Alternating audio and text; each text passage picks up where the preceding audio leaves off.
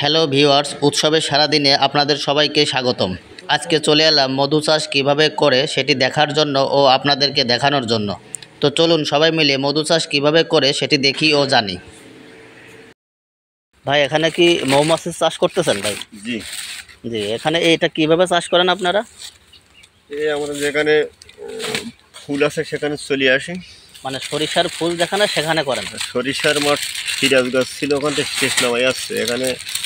এখানে ধইনিয়ে খেসার। ও, আগে আসছে সিরাজগঞ্জ ছিলেন? সিরাজ গাছ ছিলাম।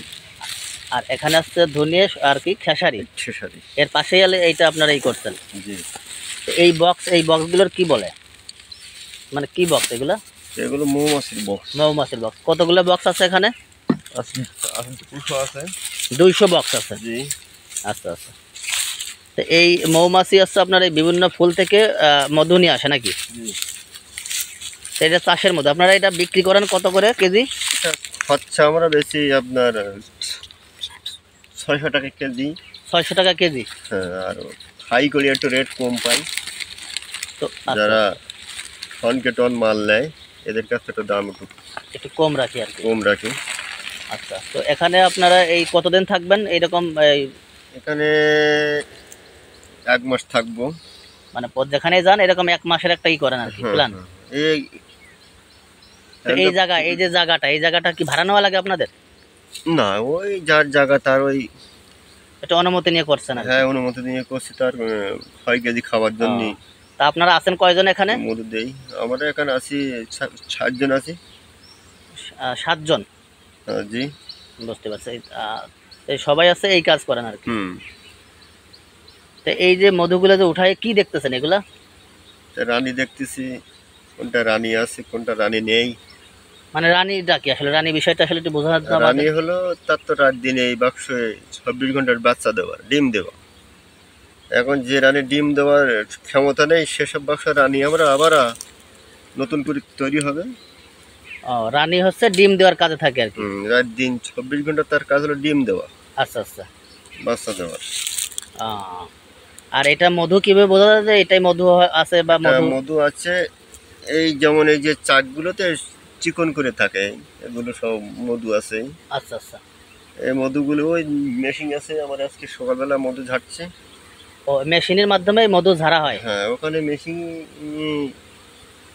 মধু সকালবেলা ঝাড়ছে। ঠিক আছে। তো আপনার হচ্ছে একটা এই বক্সে কতদিন লাগে মধু হতে, সৃষ্টি হতে?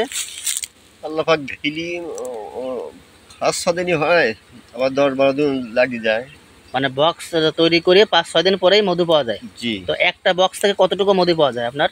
ওই মনে করেন 2 কেজি 3 কেজি এরকম হয়। তার মানে একটা বক্স থেকেই 2 কেজি 3 কেজি? হ্যাঁ, এরকম হয়। তো এখানে 200 বক্স আছে?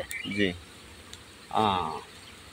তার মানে একটা বক্সে কতগুলো দেওয়া রয়েছে? এই যে আপনার কি বলে এটারে, 8 কান চাক আছে, 7 কান আছে, কোনো নিয়ম নেই। তার মানে একটা বক্সে 7-8 কান চাক বানাই রাখছেন আপনারা? জি হ্যাঁ।